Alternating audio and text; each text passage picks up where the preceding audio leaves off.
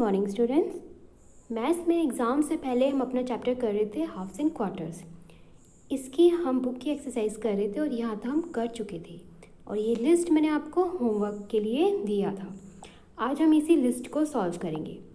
यहाँ पे देखिए कुछ आइटम्स दी हुई हैं और ये उनके प्राइस दिए हुए हैं। ये 1 kg के प्राइस दिए हुए हैं। इसी से रिलेटेड ये कुछ क्वेश्चंस हैं, इनको हम सॉल्व करेंगे। तो फर्स्ट यानी कि ए वाला क्या है, how much does half kg of tomatoes cost. यानी कि उसमें बोला है कि हाफ kg टमाटो की कोस्ट क्या होगी। मैंने आपको बताया था कि किसी भी चीज़ की या कितनी भी चीज़ की आपको कॉस्ट, प्राइस या वैल्यू निकालने के लिए वन चीज़ की प्राइस पता होनी चाहिए। तो हमें यहाँ पे केजी में है तो यानी कि हमें 1 kg की प्राइस पता होनी चाहिए।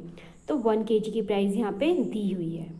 ठीक है, अब नेक्स्ट है, ध्यान से आप देखेंगे, आपको हाफ kg टमाटो चाहिए। हाफ kg यानी कि आपको 1 kg से कम चाहिए। ठीक है, आपको अगर 1 kg से कम चीज़ चाहिए तो आपको प्राइस भी तो 1 kg के प्राइस से कम देना होगा। अगर आपको चीज़ हाफ चाहिए तो आप प्राइस को भी हाफ कर देंगे। तो प्राइस का 1 kg टमाटोज़ का कितना प्राइस है, 8 रुपीज़। 8 रुपीज़ और आपको चाहिए कितना, हाफ kg, तो आप इस 8 रुपीज़ को भी हाफ कर देंगे। इस तरीके से इसको आप हाफ कर दीजिए, ऊपर नीचे आप इसको कट कर देंगे। ठीक है, 2 1 ज़ा 2, 2 4 ज़ा 8। तो ये हमारा 8 कट करके क्या आया, 4, फिर मल्टीप्लाई का साइन है, फिर है 1 और नीचे भी आ गया 1। तो ऊपर वाले को ऊपर वाले से मल्टीप्लाई करेंगे यानी कि 4 मल्टीप्लाई 1, 4 1 ज़ा 4, नीचे 1 और नीचे 1 हम नहीं लिखते। तो हमारा आंसर आया 4 रुपीज़। यानी कि हाफ kg जो टमाटोज़ हैं वो 4 रुपीज़ के होंगे। नेक्स्ट क्वेश्चन देखते हैं, बी वाला, which cost more, half kg of onion of और 1/4 kg ऑफ कैरेट्स। यानी कि पूछ रहे हैं कि किसका प्राइस ज़्यादा होगा, हाफ kg अनियंस का या 1/4 kg ऑफ कैरेट्स का। तो हम पहले हाफ kg ऑफ अनियन का प्राइस निकाल लेते हैं। तो 1 kg अनियन का कितना प्राइस है, 10 रुपीज़ और हमें चाहिए कितने का प्राइस चाहिए, हाफ kg का। तो बस आप इस प्राइस को भी हाफ कर दीजिए। तो इसी तरीके से आप कट करेंगे तो आपका आंसर आएगा 5 रुपीज़। तो अनियन का हाफ kg का प्राइस कितना हुआ, 5 रुपीज़। अब दूसरा क्या है, 1/4 kg ऑफ कैरेट। ठीक है, यानी कि आपको जो कैरेट है वो भी 1 kg से कम है, तो आपको प्राइस भी 1 kg के प्राइस से कम देना होगा। तो इसके लिए भी आप क्या करेंगे, जो कैरेट का 1 kg का प्राइस है यानी कि 16 रुपीज़ है 1 kg का प्राइस, उसको आप 1/4 कर देंगे। ठीक है, कम करने के लिए 1/4 कर देंगे, उसका प्राइस भी आप 1/4 में ही उसको करेंगे। तो इसको भी आप कट करेंगे ऊपर नीचे, जब 4 1 ज़ा 4, 4 4 ज़ा 16। तो हमारा 16 को कट करके आया 4 और यहाँ पे 1, तो आप मल्टीप्लाई करेंगे, 4 1 ज़ा 4 और नीचे है 1 और नीचे 1 नहीं लिखते, तो आपका आंसर आया 4। यानी कि 1/4 kg ऑफ कैरेट्स का प्राइस हुआ 4 रुपीज़ और अनियन का प्राइस कितना है, 5 रुपीज़। यानी कि अनियन का प्राइस ज़्यादा है। ठीक है, तो आप लिखेंगे कि यहाँ पे अनियन का प्राइस ज़्यादा है। सी देखते हैं, what is the price of 3/4 kg of potatoes. यानी कि पोटैटोज़ का 3/4 kg पोटैटोज़ का क्या प्राइस है। तो 1 kg पोटैटोज़ कितने के हैंगे, 12 के। ठीक है, 12 और पोटैटोज़ भी आपको 1 kg से कम चाहिए, तो प्राइस भी आपको 1 kg के प्राइस से कम देना होगा। तो प्राइस को भी आप कितना करेंगे, 3/4 कर देंगे प्राइस को भी। इसी तरीके से आप ऊपर नीचे कट करेंगे, 4 1 ज़ा 4, 4 3 ज़ा 12। अब इस 3 को इस 3 से मल्टीप्लाई करेंगे, ऊपर वाले को ऊपर वाले से मल्टीप्लाई करना है ना, तो 3 3 ज़ा 9 और नीचे आएगा 1 और नीचे हम 1 नहीं लिखते, तो हम लिखेंगे 9 रुपीज़। यानी कि हमारा आंसर आया 9 रुपीज़ पोटैटोज़ का प्राइस हुआ। 3/4 kg पोटैटोज़ का प्राइस हुआ 9 kg। डी देखते हैं, कीर्ति इज़ गोइंग टू शॉपिंग। ये कीर्ति है और ये शॉपिंग के लिए गई हैं, जा रही हैं। She has only ₹20 with her, उसके पास सिर्फ 20 रुपीज़ है। Can she buy all the things in her shopping list. यानी कि उसके पास एक शॉपिंग लिस्ट है और उसके पास सिर्फ 20 रुपीज़ है, तो क्या वो सारी चीज़ें खरीद पाएगी। अब लिस्ट में देखते क्या क्या है।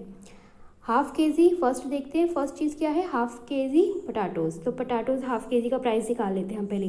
तो पोटैटोज़ 1 kg का कितना प्राइस है, 12 और हमें हाफ़ के जी का प्राइस करना है, यानी कि हमें 12 को भी हाफ़ कर देंगे तो हमारा आया 6 रुपीज़।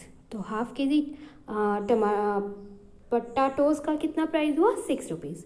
सेकेंड क्या है? पम्पकिन 2 kg, पम्पकिन 2 kg, तो 1 kg पम्पकिन का कितना प्राइस है?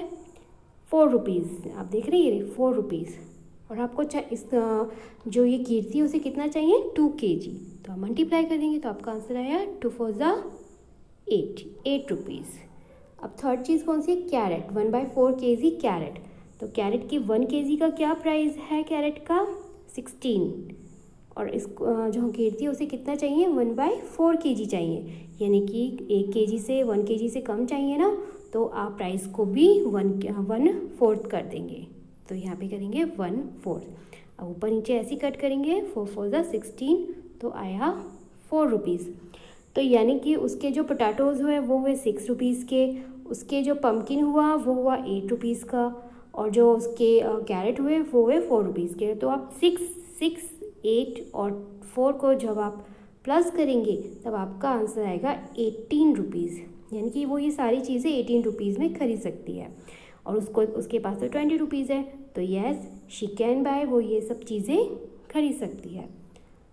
ठीक है, अब लास्ट क्वेश्चन में क्या बोल रहे हैं कि आपको भी इसी तरीके के ये 2 क्वेश्चंस बनाने हैं इस लिस्ट में से। ठीक है, इस लिस्ट में से आपको जो चीज़ें पसंद है उसको आप क्वेश्चन उसके बनाइएगा इसी तरीके से। नेक्स्ट है, देखिए ये क्वेश्चन मैंने आपको आपके पेपर में भी दिया था, बहुत अच्छा किया बच्चों ने। फर्स्ट देखते हैं, इसको फ्रैक्शन में लिखना है। जो कलर्ड पार्ट है ना, कलर वाला पार्ट है, उसको हमें फ्रैक्शन में लिखना है, पार्ट्स में लिखना है। तो कलर वाला पार्ट कितना है? ये पहले तो देखते हैं, ये जो रेक्टेंगल है वो कितने पार्ट्स में डिवाइड है? 1 2 पार्ट्स में डिवाइड है। तो आप नीचे लिखेंगे डिनोमिनेटर में 2।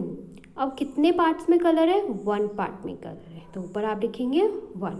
इसी तरीके से इस सेकंड वाले के देखिए, इसके जो ये रेक्टेंगल है कितने पार्ट्स में डिवाइड है? 1 2 3 4, ये 4 पार्ट्स में डिवाइड है। और कितने पार्ट में कलर है? ये देखिए 1 और 2 पार्ट्स में कलर है, तो ऊपर आप लिखेंगे 2। और जब आप इसको लोएस्ट फॉर्म में लिखोगे तो आपका आंसर आएगा 2 1 2 और 2 2 4, यानी कि 1/4। ठीक है, अब इसी तरीके से ये देखते हैं बी वाला। इसमें क्या बोला गया है? Colour that part of the shape which is written below, यानी कि जिस शेप के नीचे जो पार्ट लिखा हुआ है ना उतना पार्ट आपको कलर करना है। तो इस शेप के नीचे देखते हैं क्या लिखा हुआ है? 1/2, यानी कि हाफ पार्ट आपको कलर करना है इसका। और हाफ पार्ट कितना होगा इसका? ये कितना है? कितने पार्ट्स हैं? पहले तो हम ये देख लेते हैं कि इसमें पार्ट्स हैं कितने। तो आप देखेंगे पार्ट्स इसमें हैं 4 पार्ट्स हैं, और हमें हाफ पार्ट इसको कलर करना है। तो आप 4 को 1/4 को आप हाफ कर देंगे, तो आपका आंसर आएगा 2, यानी कि आपको 2 पार्ट्स कलर करने हैं। तो कोई भी आप 2 पार्ट्स इस तरीके से कलर कर सकते हैं। ठीक है, इसी तरीके से नेक्स्ट देखते हैं, ये वाला देखते हैं। इसमें क्या बोला है? 3/4 पार्ट कलर करने हैं, 3/4। तो आप देखेंगे जब आप इसी तरीके से इस लाइन को ऐसे खींचेंगे लाइन के ऊपर, ये देखिए ये 4 पार्ट हो गए ना, और 3 पार्ट में आपको कलर करना है, यानी कि इस वाले पार्ट और इस वाले पार्ट में आप कलर कर देंगे। ठीक है, ये जो वाला ये वाला जो पार्ट है ना, इसमें आप कलर नहीं करेंगे, बाकी ये पूरा आप कलर कर देंगे। इसी तरीके से ये सारे करने हैं। इसी तरीके से आपको ये इसमें देखिए क्या करना है। इसमें ये आपको इसमें कुछ भी आपको बना के नहीं दिया गया है। इसमें सिर्फ सिंपल आपको रेक्टेंगल दिया गया है और बोला गया है कि 3/4 पार्ट आपको कलर करना है, 3/4 पार्ट। तो आपको सबसे पहले तो इस जो ये रेक्टेंगल है इसको इक्वली 4 पार्ट्स में डिवाइड करना होगा। तो आप किसी भी तरीके से इसको इक्वली 4 पार्ट्स में डिवाइड कर सकते हैं।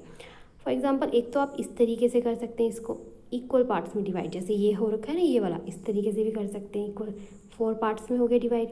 या फिर आप इसको इस तरीके से भी कर सकते हैं, यानी कि एक लाइन ऐसे और एक लाइन कैसे, तो ये 4 पार्ट्स हो जाएंगे, 1 2 3 4।